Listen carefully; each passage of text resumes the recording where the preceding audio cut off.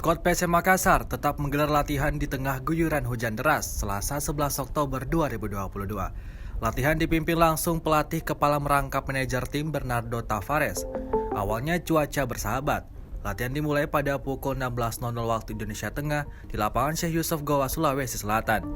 Namun pertengahan latihan, hujan keras mengguyur dan Tavares tak menurunkan tempo latihan.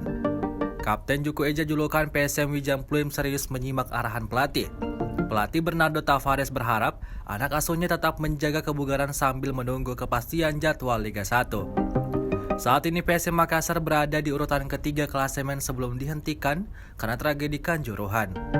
Skuad Laskar Pinisi julukan PSM tertinggal 1 poin dari Borneo FC dan Madura United.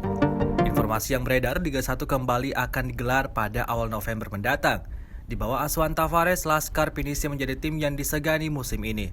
Rekor tim belum terkalahkan di pentas teratas sepak bola tanah air bukti sahinya.